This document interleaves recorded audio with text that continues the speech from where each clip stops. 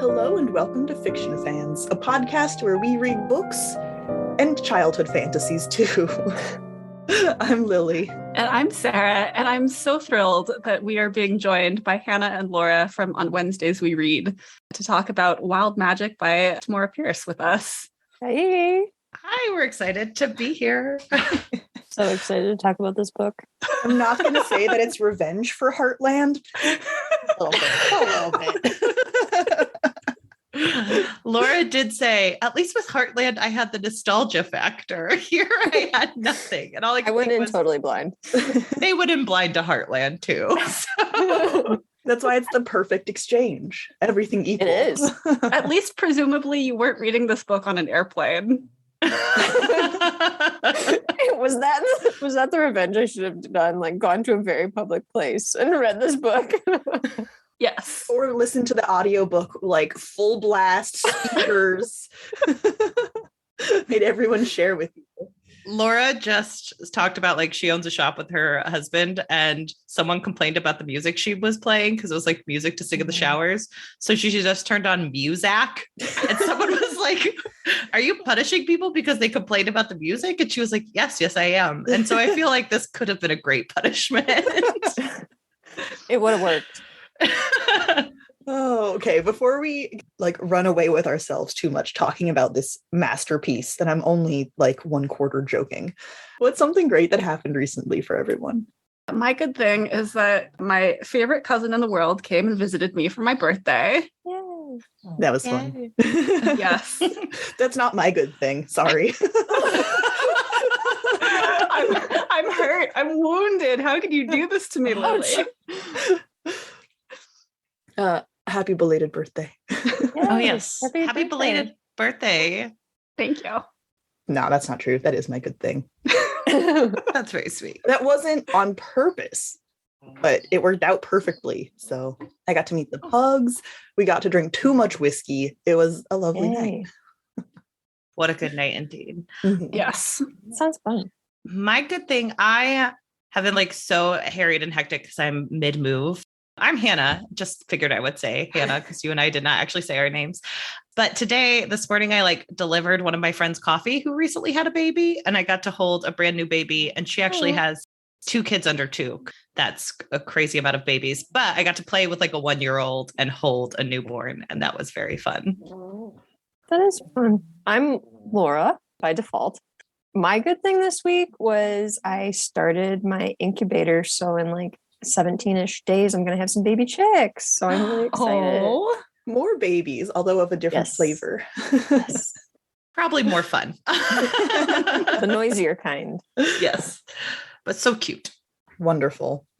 And what is everyone drinking this lovely, gorgeous, sunny day, for me at least? Hopefully everyone else too.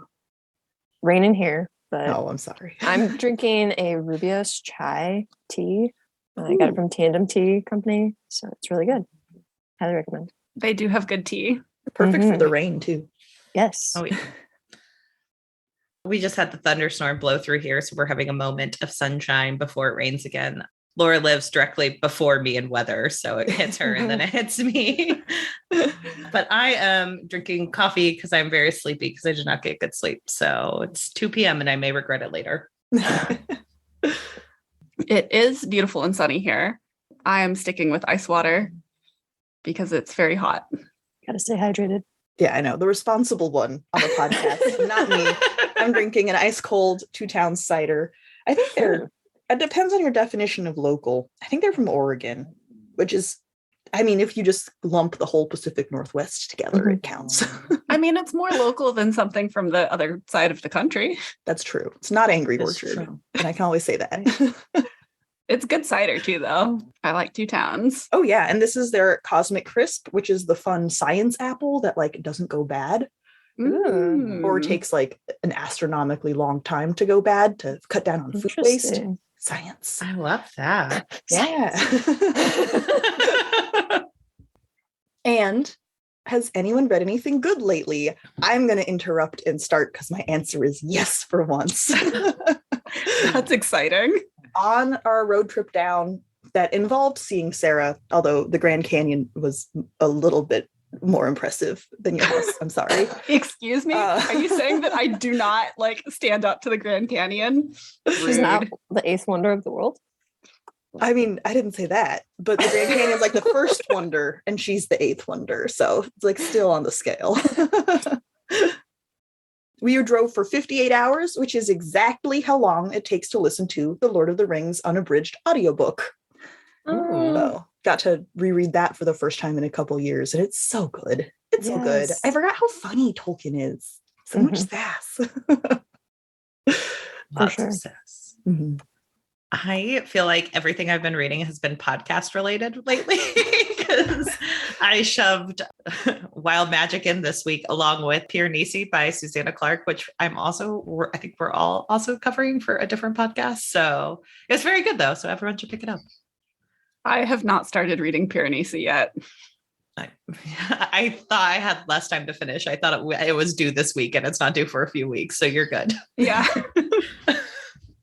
So I've been reading a book that I got on NetGalley, and you guys are my Mary Roach lovers, so you would probably also like this book, but it's called Bitch, and it's by Lucy Cook.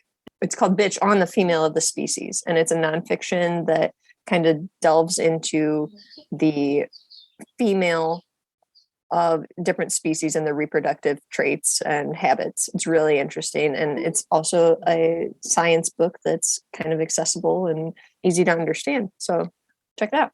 That does sound good. Yeah. I will have to make a note of that when it's more easily available, more widely available, I should say. Laura, when does the book come out?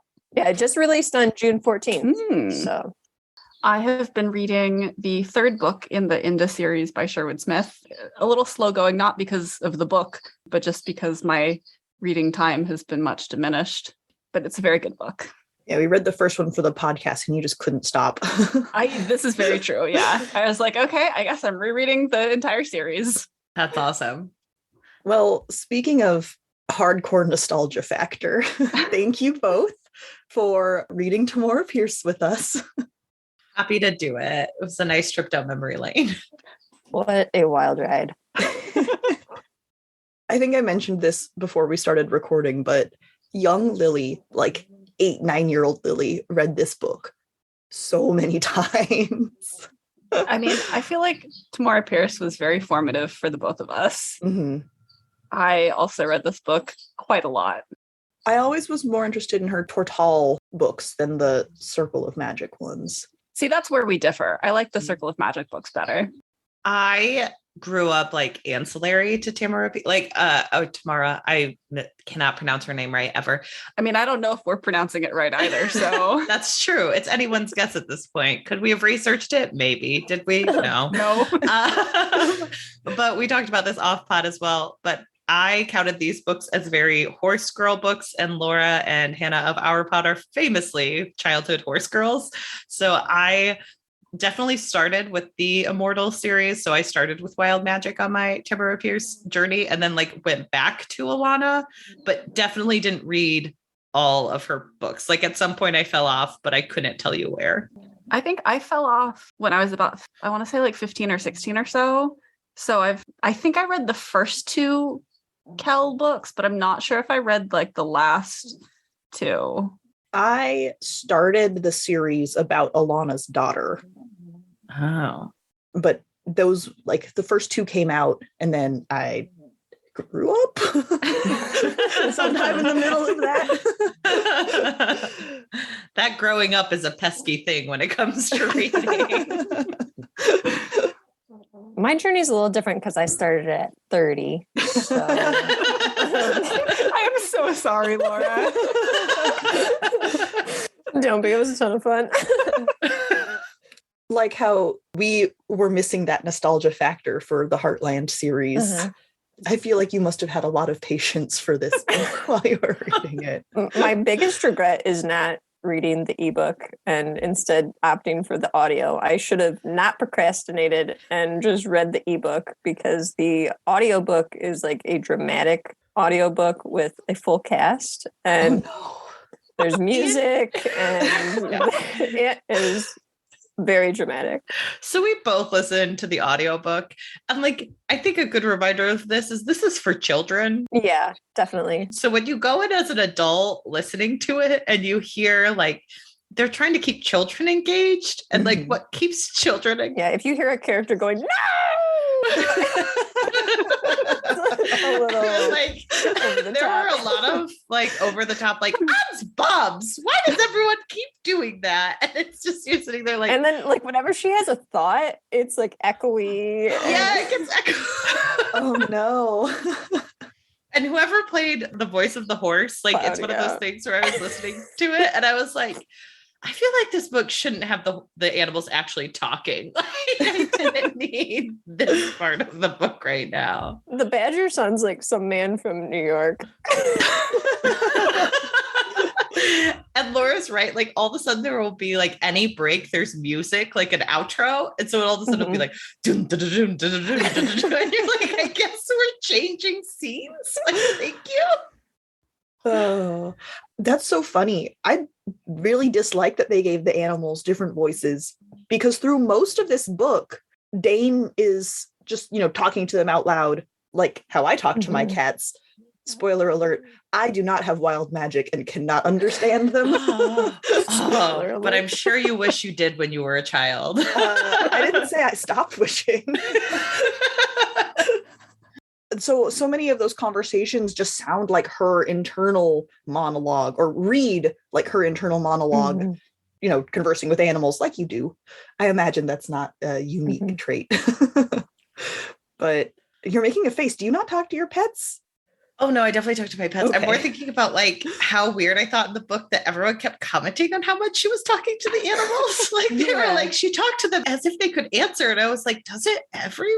Yeah. At the same time, like if you saw somebody doing this in public, like just going over to like a random squirrel in the park and being like, what are you doing over there? I told you not to do that. Like that would be a little weird. Sometimes it would be to like her horse Cloud and she would be like, no fussing about. And they're like, she talked as if he could answer her. And I'm like, yeah, you probably still would say that. Yeah, that's how you talk to a horse. Like, stop that.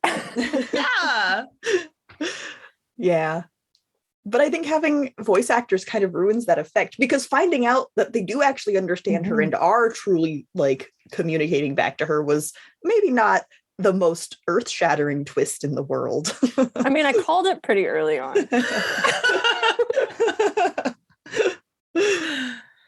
In case listeners couldn't tell, this book is about a girl with animal magic. Yes. Also, she saves, I guess not the world quite yet. Is that a spoiler? She's the like most amazingest person ever and does a lot of really incredible things and saves everyone, and everyone's so happy about it. On her first try. And usually the only detriment is sometimes she passes out a little bit. Mm-hmm. The wish fulfillment for young girls in this book is off the charts. I made a note in like your notes. It's just like, this is just about wish fulfillment of every fantasy dream. It's like animals come to sleep with this girl and she's so great and all the animals love her and everyone just wants her. Yeah, I definitely remember like watching Wild Thornberrys as a kid and thinking that was such a cool show because she could talk to animals and do all these things. This is like taking it to another level and giving her even more abilities and interactions with animals. And so I think as a kid, I would have been like in love with this series. I mean, I feel like that, like that's the appeal of it for girls. Like you get to read about this girl doing all of these cool things, having all of these cool powers, talking to animals, being the most specialist in the whole world. Yeah. Everyone loves you. Early on, all the other characters will like not only comment about her talking to animals, but they'll be like, I've never seen anyone that had these kind of abilities with horses. What a natural gift that she has. And like, okay, but then she's also like really good archer and stuff like that too, like everything she's amazing at, and they're like, wow. So it's awesome to be really good at things. I mean, I wish that I was an amazing archer and had all of these skills. I know, same. Yeah. I also think there's like a little bit of wish fulfillment for like young girls, because it's like a 9 or 10-year-old reading this book about a 13-year-old girl. Like that's important. She's definitely 13.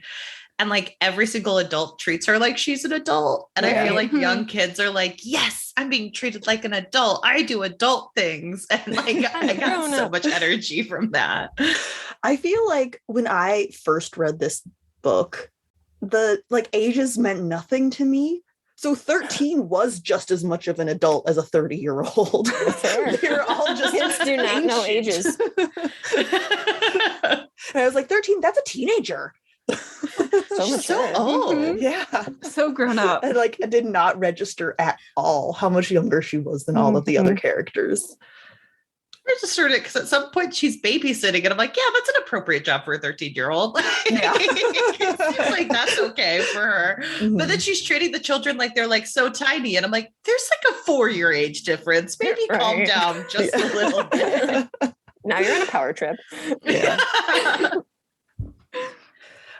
Everything about this book, though, like Tortall, the kingdom it takes place in, is just like ultimate good guy fantasy land. You know, perfect equality. All of the good guys are really nice and genuinely actually good. It's just don't have to worry about poverty. Nope. Not in Tortall, because that's where everybody's all good guys and equal, and no one's mean to anyone, unless it's a teenage boy being mean to a teenage girl and needs to be shown his place. But someone else steps in to do that. There is one nobleman who is talked about like he's kind of mean to the people that he rules over, but he dies pretty early on. So like, you know. Well, we find out he was a traitor, right? Like immediately. He wasn't a real good guy. No, not him. Oh, the one who's the ogres attacked. Yeah. Okay. Yeah, who was oppressive and didn't want to arm his citizens. I did think it was weird to read this as a child's book. And granted, this was written in the 90s, so it's a very 90s take. But like overall, the story is about like nobility just being good no matter what. And they're like righteous, and they're always going to try to feed the people who can't afford it. And at one time, like Dane screams like, they're bad because they're lazy and just want to steal the money from people who worked for it. And I'm like, yes, that's exactly how nobility works. They work very hard for their money. We've all seen The Crown. We know that's true. Wouldn't it be nice to live in a place where that was true, though? Right. That's why this is a fantasy book. Yeah, exactly. It's all a fantasy. This is not set in medieval Europe, I'll tell you that. Right. Yeah. The other series in this world with Alana, who's the first lady knight in the country, I feel like is more of a wish fulfillment on the line of proving to those big, dumb, stinky boys that girls are just as good as them. And that never resonated with me as much as, talking to animals. I think I read the Alana series when I was a little bit older, and I think that there was a much more plausible romance, and Hannah loved a good romance when she was a child, even then. So I think I was like, this is more realistic. I like this one better. But it wasn't the whole, like, I get to beat up the stinky boys, although that might have some undertones to it. I don't know. I feel like that was the more like main wish fulfillment. I agree, though. Alana's romantic, conflict. There's kind of a love triangle in those books. I honestly do not remember. I just remember I liked it. Yeah. Isn't there something with the king? Yeah, so her and the king have a relationship through most of the series, and then he ends up being a huge dick, and she's like, "Now I'm going to go marry this thief instead." Spoilers for the Alana series. Yeah. How much of your readership? Excuse me while I go read this. You see her and George being like the cutest couple in this book. And so that's what happened. Now you know. I mean, second cutest couple, because there's that much older man who is always talking to Dane. Okay, are we into spoiler territory, or are you guys doing spoilers? Oh, we gave up. Okay, you gave up. I'm just gonna announce. I was gonna say, aren't these all spoilers? Yeah. I wasn't sure if it was just like overviews, but like I said, you can't talk about this book without spoiling Alana. That's true. Mm-hmm. Yeah. But Laura, the much older man, Numair, who is in his late 20s in this book for all the listeners, is actually her love interest in the future. I probably could have guessed. The way that it bothered me, I should have just known. See, that's so funny because none of their interactions read as necessarily romantic, which makes them getting together completely baffling. I do think that their interactions read as a little inappropriate given the age difference. The tone in the audiobook gives it all away. Okay. All right. Fair enough. I didn't hear it in the tone, but I was also listening at 2 times the speed. So maybe when it's sped up, it feels appropriate. And I hate his nickname for her too. Like, quit calling her Magelet. That's weird. Don't say that. Oh, well, he's constantly grouped together with like Dane is doing one thing and the adults are over there doing something else. And he's one of the adults. I guess I'll be your teacher. You can come stay at my place and I'll teach you. Like, what? When I read this, I do not remember picking up on how old he was when I read it. Like as a child, like I remember that there was an age difference. I was pretty sure that he was in his 20s, but I thought he was like, maybe 21, which is still a pretty large age gap when the heroine is a 13-year-old. Yeah. And they meet when she's 13. And they meet when she's 13. But I got to the page where it says that he's in his late 20s, and I was like, oh no, this is so much worse than I remembered. So again, Hannah was all about the romance as a child. And I specifically remember reading these books and being like, well, they could never be together. He's too old for her. How disappointing. And then later I found out that they actually got together and I was like, that doesn't feel right. Even as a child, I felt the ick really hard for that. I think knowing they get together, yeah, you read this book with a different tone. But at the time, like, what's the worst thing? Like, they hold hands when they're in the middle of like fighting for their lives. That's not necessarily romantic to me. I mean, someone who's 27 obviously is going to be more appealing than a 13-year-old, but yes, it's really off-putting to read it and be like, oh, why is he flirting with her? Please stop. It never came across as quote unquote flirting, but there was like so many inappropriate undertones where like there's numerous scenes where she's comforting him. And I'm like, that is a child. Don't let a child comfort you. Children shouldn't make you like, children should be cute and affectionate in like appropriate ways. And you should put that boundary down. But like, and then at one point she does hold his hand to like comfort him. And I'm like, feels groomy. Like, I don't like that. I mean, yeah. Again, when I read this, I was like, oh, a 13-year-old. That's a teenager. And like no concept of ages at all whatsoever. But again, I also didn't read them as romantic until it happened. And I was like, really? Okay. I was so shocked. Like, oh, they're married? You guys were really distracted by the animals. No, definitely not doesn't hold up as well as in this world. No matter what race you are, you're treated just as equally as everyone else. That part's great. That part works fine. Good for her. The age difference though is a bit yikes.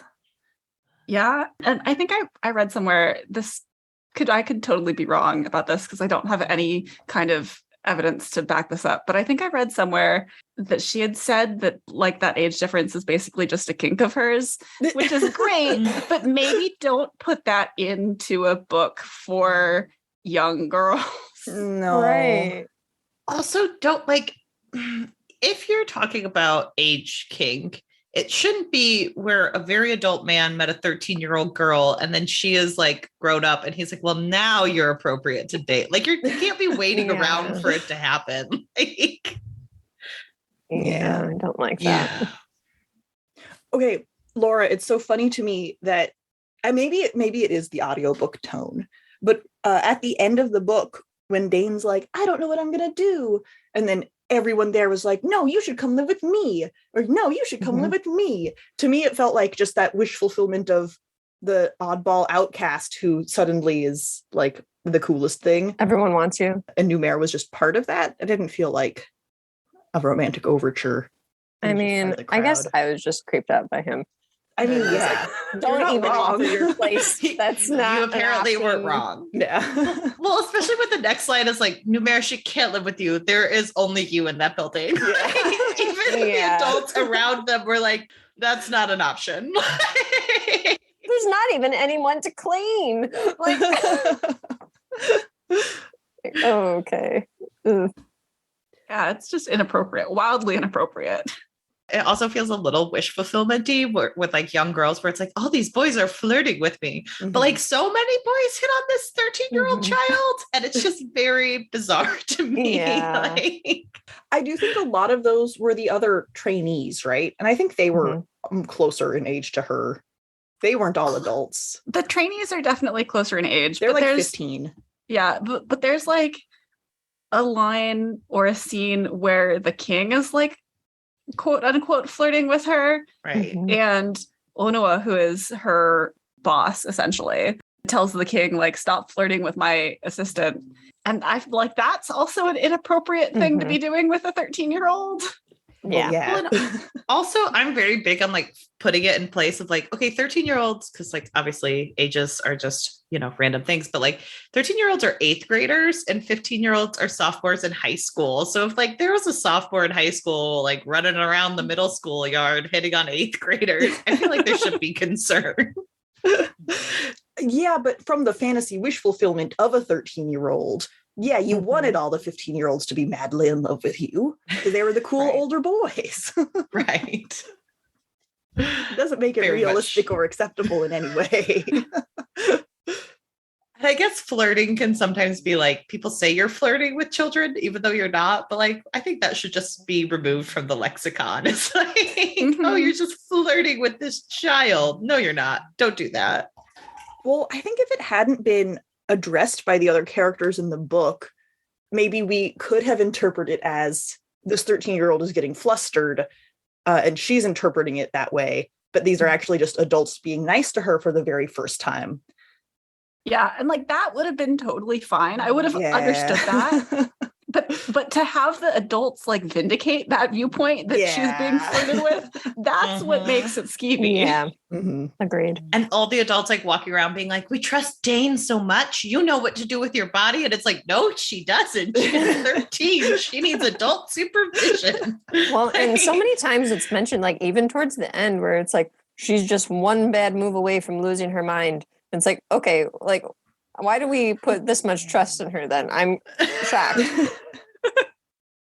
She almost killed herself in one scene of I this. know, Maybe we should like think about this. Interesting. No, you don't get it. The badger told her to. It's fine. The dream badger told her to.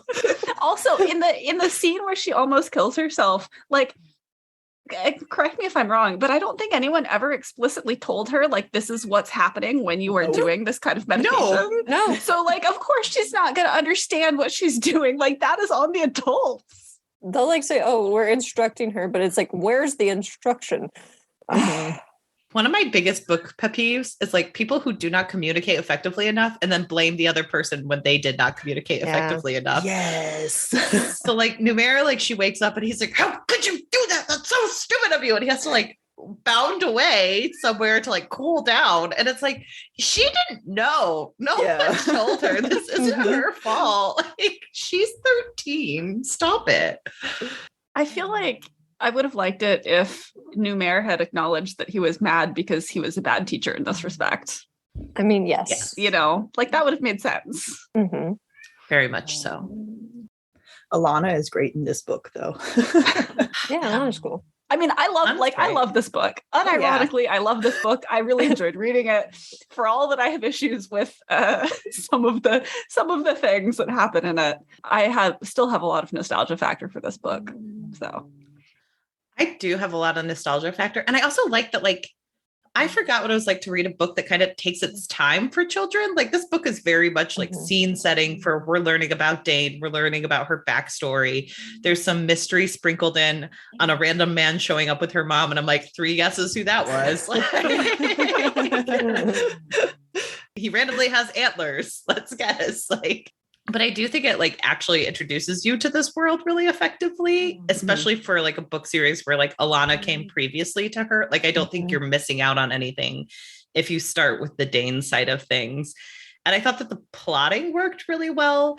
And the messaging of like, hey, maybe if you share information with adults in the room, they're going to be okay and help you through it. I'm like, that's a good message to teach like 10-year-old children about. Like, yeah, because she keeps a secret for so long that she's scared of this power, like her power taking control of her.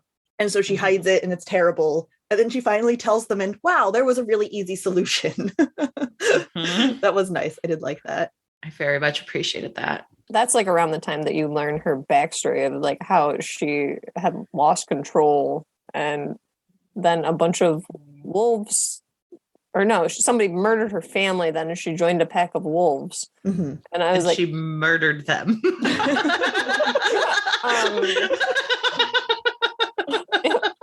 Wow. It was a very realistic book for 10-year-olds to be reading, where it's like, and then my grief and made me 30-year-olds murder people. Oh, and then all of the people she's known her entire life are so freaked out. They try to shoot her like an animal. yes. Talk about trauma. Well, also she talks about stuff where I'm like, why were 10-year-olds reading about this? Where like people screamed that she was like a bastard child. And I was like, yes, this is really explicitly like people are being horrifying and we're just reading about a child's trauma right now. Yep. I feel like this book could have been very, very dark because it deals with some very, very dark subjects. Yeah. And yet it doesn't read that way at all. Like, it's just kind of the horrifying aspect of things is just kind of glossed over for the fantasy wish fulfillment. Well, Laura, I'm guessing that you guessed that when Dane almost dies and she sees a vision of her mother, that is her father. I did pick up on it. Later we find out that, oh yeah, he's the god of nature. That's why she's so powerful. She's like a demigod. Yeah. So you also get like the chosen one trope thrown in there. She's most powerful, half goddess, blah, blah, blah, blah. Yep. Yeah, it all makes sense. It doesn't shy away from it at all. It's just like, let's just make her as great as possible so everyone reading this can pretend to be as great as her. So. I mean, it really is everything that a 10-year-old girl wants to read about. And I mean, how many boy fantasies are there out there where it's like, he's the most special boy in all the land and no boy is as special as he is? Like, if we get Dane and her inappropriate relationships with men. Like... I mean, I would say that's probably most adult fantasy novels. So yeah, just a guess. Yeah. Like I don't think I would recommend this book as the most complex storytelling, but I also would not call it a bad book. just because it's a little straightforward, that's fine. I mean, and again, we're not, as 30-year-olds or almost 30-year-olds, like we're not necessarily the intended audience for this book. So you don't say. I'll definitely recommend it to my third grade friends though. I mean, yeah. That you hang out with and the ones you treat like adults. Totally. Like I'm like, oh hey, you're so good with horses. Yeah, I do think it's like good for the messaging of like, tell adults about stuff. They're not going to judge you. Meditate on what makes you upset or angry, but also mixed messages because you might murder yourself. Like, yeah, careful with that meditation. I will also say that this book like imprinted on my mind with the way like magic is supposed to be seen in other stories, because like they talk about like the copper flowing out of her system and how like everything is connected, and I was like, oh yeah, that's how I see magic a lot in the world. Like very interconnected system. And also, so not Dane's wild magic, but the gift, which is the normal spell casting. Man, did it fuck me up when I was 9. And it was like, yeah, you just have to want something hard enough. How many times did I sit like staring at a pencil going, I just gotta want it hard enough. I'm almost positive that is a nonfiction book, like The Secret or something like that, where you just like imagine things happening and they come to you. So maybe they ripped that idea off of the Immortals series. I mean, I was about to talk about spoilers for Stranger Things, but I will refrain. That came out a little bit more recently than this series. I know. I will not spoil a very recent show. But yeah, I agree. I always thought that like I could have magic. I do like that, like it's almost like Tamora Pierce had a moment of realistic thought where like Dane just craps on the magic system that Tamora already made, where she's like, the magic system isn't even that good. Like it's inconsistent and people can't always control it. So like, why are you guys so obsessed with it? And I'm like, wow, she was really done with the Alana books at this point. I don't know if it's just because I'm comparing the whole series of Alana to the first Dane book. And I feel like the Alana books had more mature themes. Like she actually has sex in the later books when she's not 13, 14 anymore. And it like addresses birth control. Like they have magic charms that you just like wear a necklace and you can't get pregnant. I think the Alana books were the first books that I can recall reading fantasy books that actually had like a girl getting her period for the first time and needing to deal with that. And I think it comes out in Dane, like in the Immortals series too. But I feel like Dane, and I could just be talking out of my ass right here because I don't actually, it's been a long time since I've read the Alana books, but I feel like Dane is a little younger in this than Alana starts out as. It's also a very weird thing. I don't know if you guys remember this as children, but like the elasticity of what we could read as children was pretty variant because like there wasn't the internet to tell us what was appropriate. So even when Laura and I were discussing these books, I'm like, I honestly can't remember if I was like in 3rd grade or 5th grade when I went through like my Tortall phase, because like I could have been reading about periods when I was 9 and been like, whatever, like this is just something that's happening. And I don't think that like the grade like age books were as clear as we were growing up. I kind of love that though, like being able to read about a character who like deals with this really normal thing to sort of pave the way to not be freaked out by it when it happens to you. I think it's nice. Yes. Yeah. I mean, I think it's great to see that little bit of realism in a fantasy book for children. Yeah. Even though like the concept of periods themselves sound fantastical if you were to just tell someone about it. Mom, I was reading this book and something really weird happened. Can you believe how unrealistic their magic system is? Like, who would come up with something like that? That's ridiculous. They also deal with the characters needing bras. Oh. At some point, and I know that it's dealt with in the Immortals series as Dane grows up, but like at some point she has to start wearing a breast band. I think that's what they were calling them. That makes sense. I liked that too. I mean, I don't think I appreciated that as a child. I was like, you know, bras, gross. But as an adult, I like that it deals with those kinds of bodily issues. I did like, outside of the inappropriate relationship with Numir, that like the beginning of it, she doesn't really find him all that attractive. Like she does see him naked, which is weird, but like it's very medical and like, oh, he's just like all of a sudden not a bird.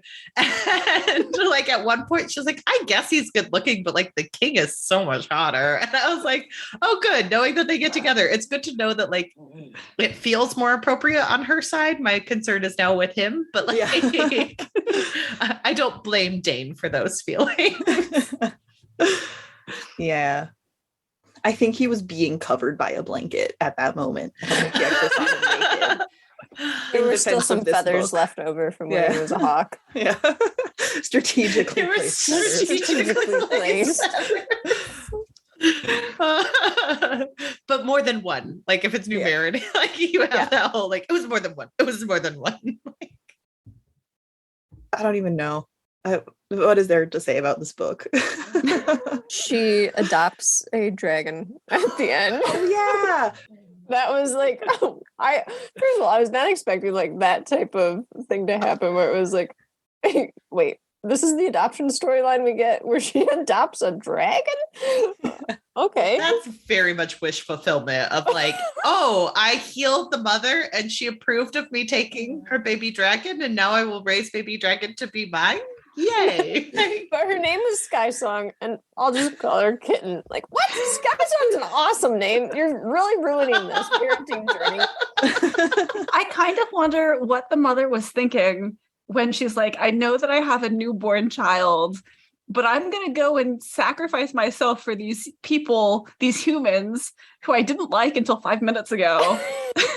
Like, I'm just, they'll take care of my child. It's fine. Also, there were so many times she could have turned around. Like, being like, it feels like you did enough. Like, she makes the decision to keep fighting until she's killed. A poor decision. It's a bad decision. Definitely a fantasy, because animals should never put their trust in people like that. Well, apparently it's okay because animals should sacrifice themselves from humans. Weren't you reading the book, Laura? There was an entire section about that. I did think it was funny how the local animals are all very loyal to their local humans and they don't like these invaders, which I feel like animals wouldn't really parse the difference between local humans and other humans. He's got an accent. No. At least for the bats, they were mad that the humans were like disrupting their nighttime routine or something. That made sense a little bit. There is like a huge thing where it's like, hey, humans do eat meat. Wouldn't these animals kind of just be like, I'm kind of out of this. It feels like it's not about me. One way or another, I might be dinner to someone. Maybe everyone in Tortall is vegetarian.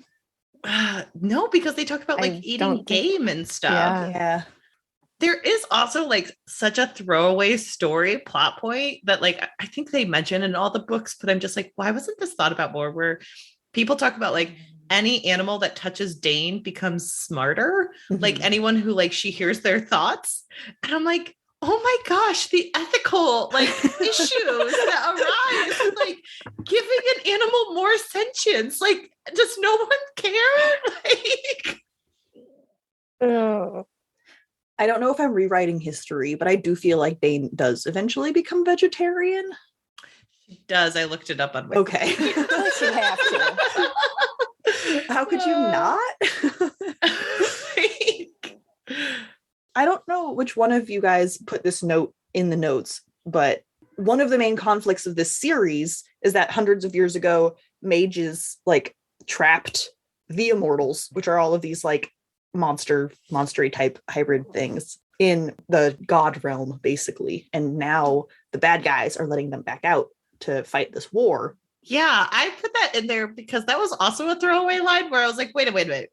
Can we go back? Because it sounds like this was like meant for humans to take care of, and they just made it someone else's problem. And like, I understand that sounds very human as one in the world we live in today, making it someone else's problem. But like the way like Dave brings it up, and then one of them goes, I hope that's not true, or else we're in trouble. And then they just move on. And I was like, that seems really important to talk about. No, that's exactly right. Because they're talking about how terrible it is that the storm wings, I think, are the like metal harpy type monsters. Although they're both male and female. So not exactly harpies, but whatever. How terrible it is that they're back. And Dane says, well, maybe they're meant to be humans' natural predator. Maybe they're supposed to be here. And all of the adults are like, no. That sounds like it's going to be bad for us. So let's not do that.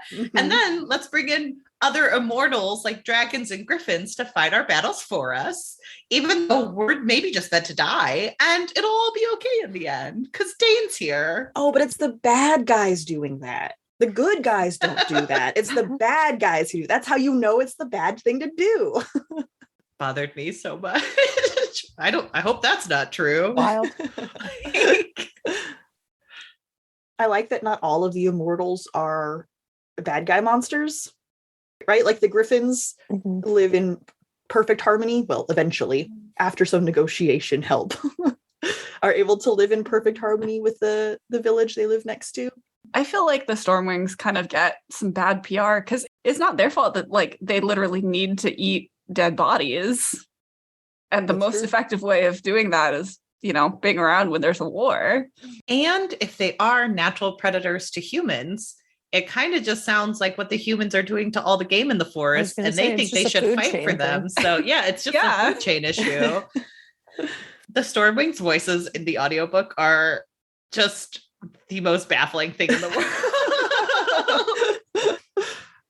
They sound exactly like what you think they would sound like if you ratcheted them up to like a comedic level, where it's wow, we'll get you today. And it's very Wicked Witch of the West. And like the way Dane like causes some kind of bodily harm on the queen, and she's like, I am going to hunt this one person down and murder her. It's also just like very specific when it's like, aren't you killing many, many humans? And it's like, we're not talking about that. My eye. I'd be pretty pissed if someone shot one of my eyes out as well. That's fair. Yeah. When it stays all pussy. There's a lot of talk about how pussy that eye is. They're very quick to point out like the issues of the other side, because she's like, I guess they don't have healers. And I'm like, well, at least they explain the logical leaps that are here. Like the other side has magic, but she still has pus in her eye. So what's going on there? Oh, I thought they were talking about the Stormwings specifically. Oh. Because they have some magic, right? They can kind of be invisible or non-detectable. Yes. So I thought they meant like their magic is not healing. Yeah, that's how I interpreted it as well. Now, that was my mistake. Why were the Karthak mages not healing their Stormwing allies? That is a question that is not addressed. Yeah, that's what I was wondering, where I was like, it sounds like the other side should have healers. That sounds like really bad planning. No. They're bad guys. They just do war magic.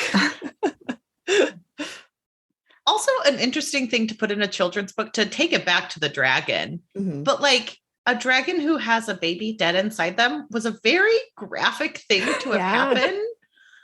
Yeah, like, her getting yanked through to our realm, the Tortall realm, causes a miscarriage. And and it's like, and Dane, of course, heals her because Dane heals all. But like, it's so sudden that like, it's all of a sudden like Dane feels power coming out of her, that she's like, you're having a baby. And I was like, this was not where I saw this coming.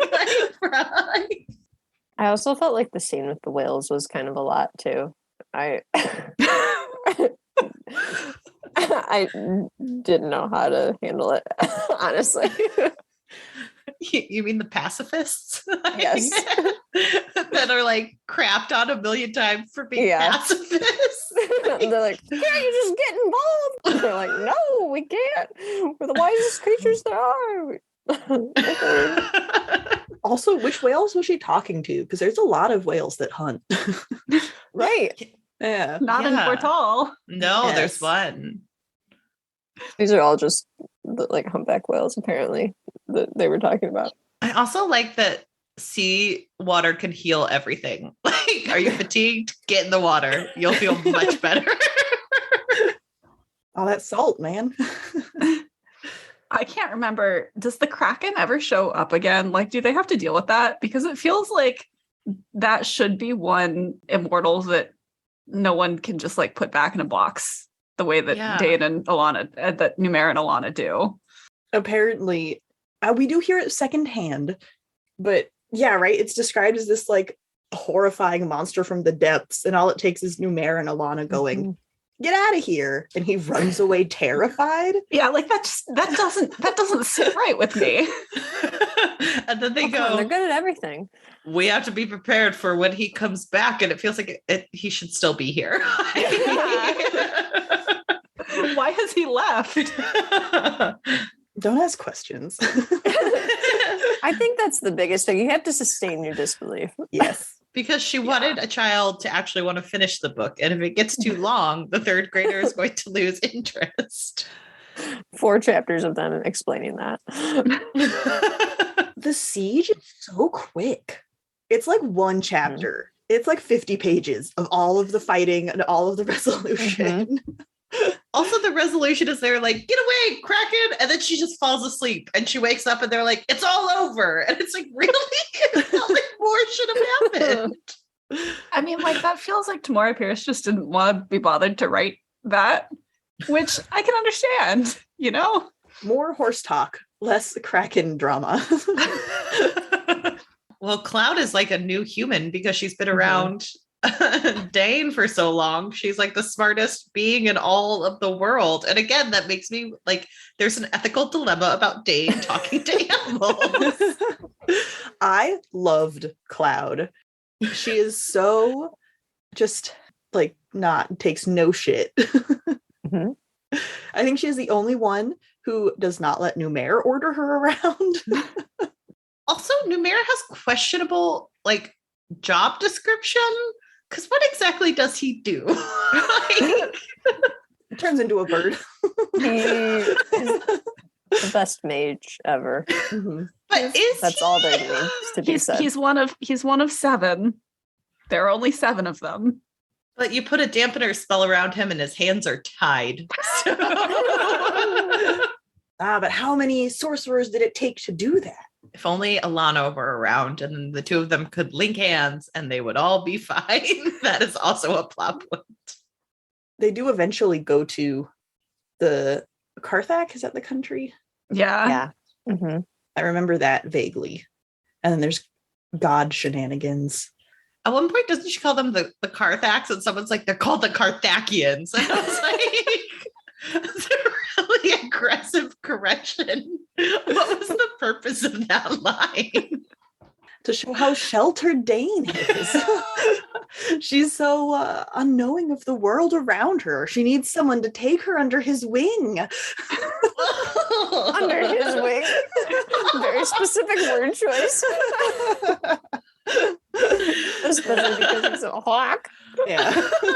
I'm glad you saw every level of that joke. I didn't explain it for everyone. It only makes jokes better when you explain them in detail. Yeah, I can't believe you liked the Circle of Magic better, Sarah. Like, that's the incorrect answer. I don't know what it was. I liked specifically, it was the sequels where the guy goes to like the desert country and they have like like everything is built into the cliffs and he finds the girl with the like the rock magic. Mm-hmm. That was the one that I really liked. That was the book that I really liked. You guys have such good memories about childhood books where I just remember the vibes they gave me. Like, When you say rock magic, what do you mean? I think that she could like literally manipulate rocks. Like in the Circle of Magic, all of the main characters had different ways of manipulating like objects and with their magic. Mm-hmm. And like I think one was a thread mage or something. And yeah, she would like weave things and the weaves would control the magic spells. Yeah. And it's just I found that magic system more interesting than the magic in Tortall.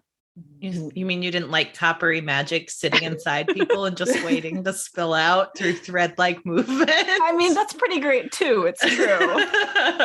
But like that's why I think I went for the Circle of Magic more than the Immortals series. I mean, don't get me wrong. Like I love the Immortals series too. It's just if I was ranking them. Yeah. That's okay. You're allowed to have your opinion. It can be wrong. You can be wrong. It's not like this whole podcast isn't predicated on us disagreeing with each other. I know we usually end our book conversations with who should read this book. I mean, the answer is 9-year-old girls. Yeah. Yes.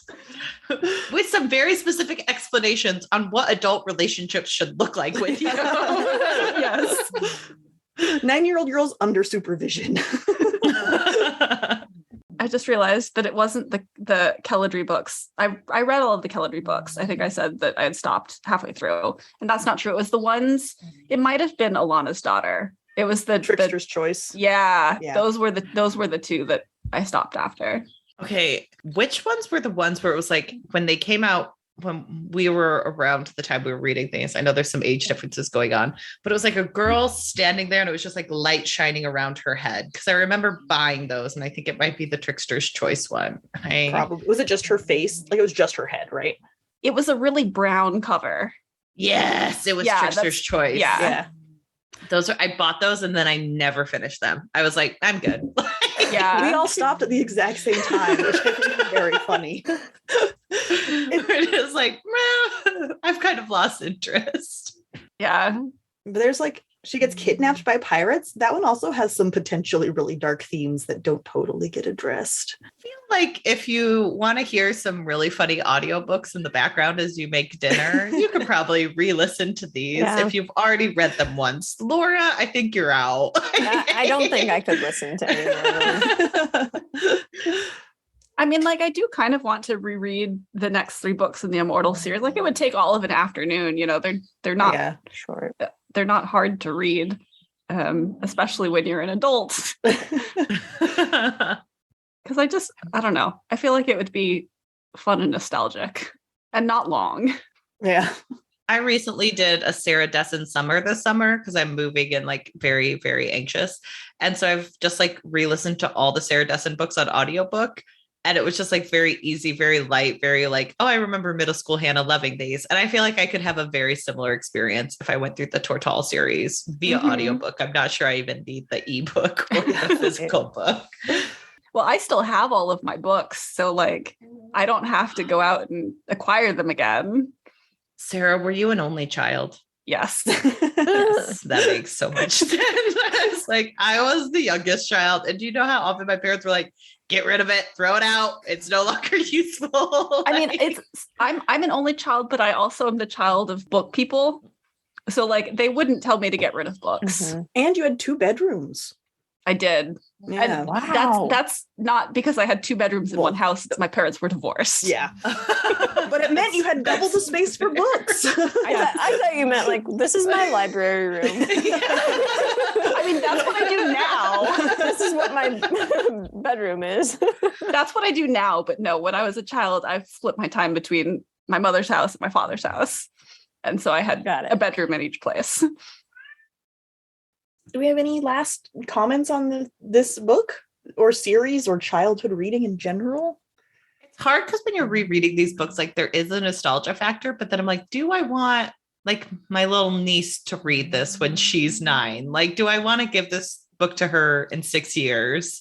Mm-hmm. And like, would I have caveats for it where I'm like, you need to come talk to me after you read this? Like, As somebody who's been reading Lumberjanes a lot recently as a 30-year-old, I will say that I feel really hopeful for the way that middle grade and children's books are written now, because they seem so much more inclusive and not icky to me. Yeah. Where a lot of the books that I can recall reading as a kid, I'm positive if I read them again now, similar to you guys looking back at this one, I'd be like, yeah, there's a lot of issues.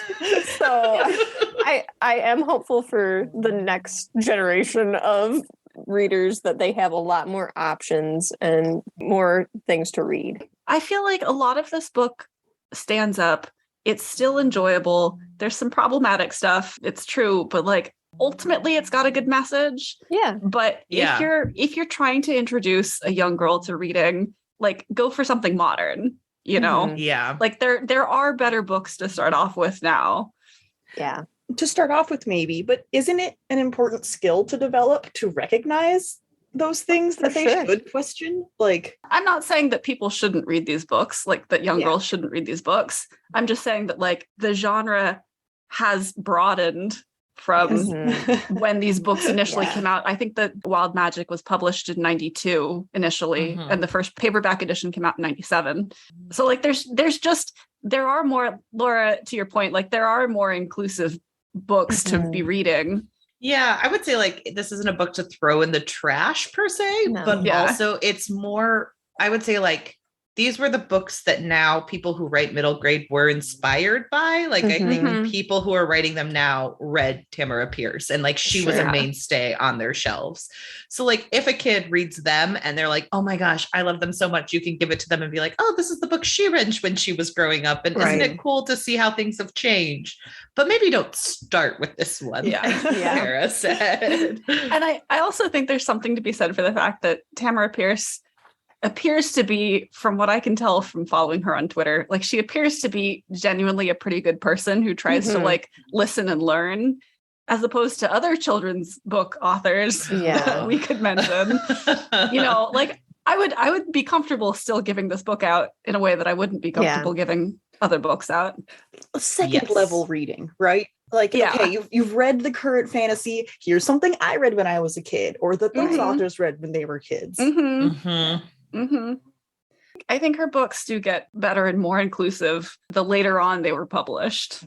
I feel like they were always trying to be inclusive. Right. But the definition of inclusive grew. Yes. Right. Yeah. Yeah. And really for 1992, excellent work, because you weren't seeing very many books that were centered around young girls and telling girls you can do anything, and you are the chosen one. Yeah. Right. Giving them messages like, oh, you know, it's okay to share your feelings and talk about things. So good on her.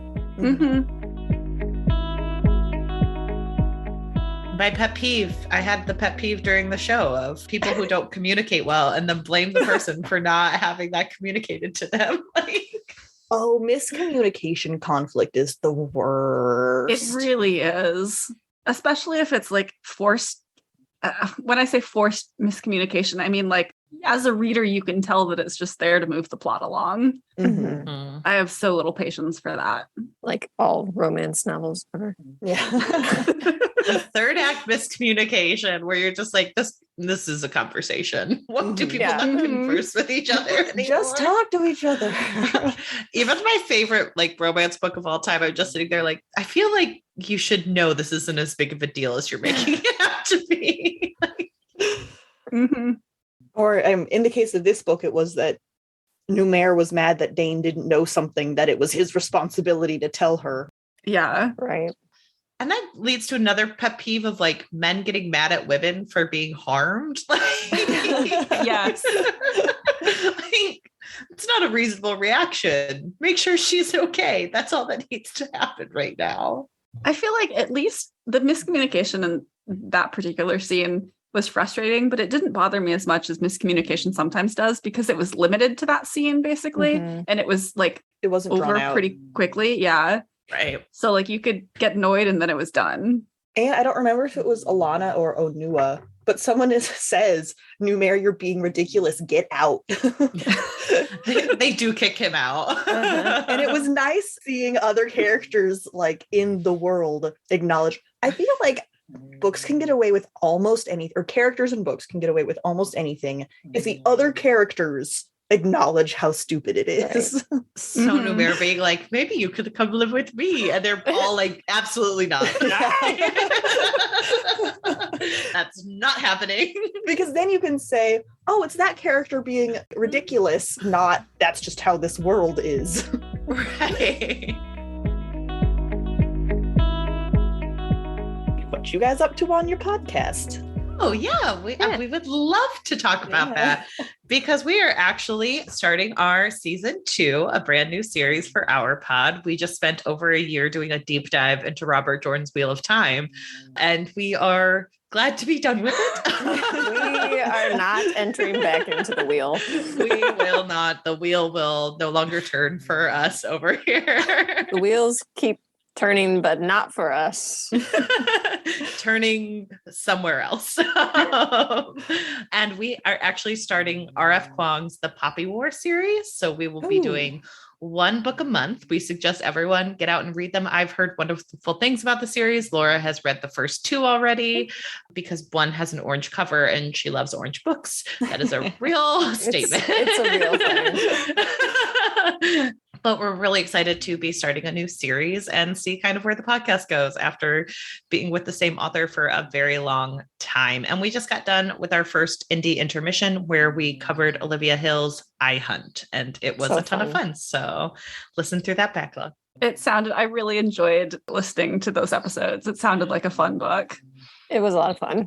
I met with Olivia and her partner, and they're both wonderful people. They live near my area. So we want to try to schedule like a tabletop game with them sometime. And we were like, we've never done that before. And they're like, perfect. Our game is perfect for people who have never done that before and come in with no preconceived notions. So we've heard great things about their RPG game and everything in between. So that's kind of what's on deck for us right now. So thank you guys so much for having us on. We always love to be here.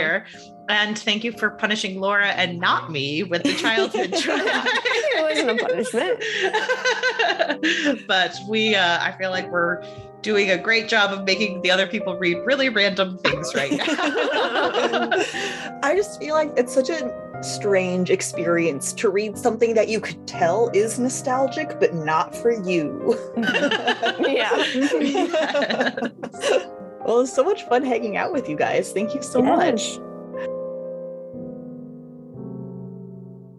Thank you so much for listening to this episode of Fiction Fans. Come disagree with us. We are on Twitter and Instagram at FictionFansPod. You can also email us at fictionfanspod@gmail.com. If you enjoyed the episode, please rate and review on Spotify and Apple Podcasts and follow us wherever your podcasts live. Thanks again for listening, and may your villains always be defeated. Bye. Bye.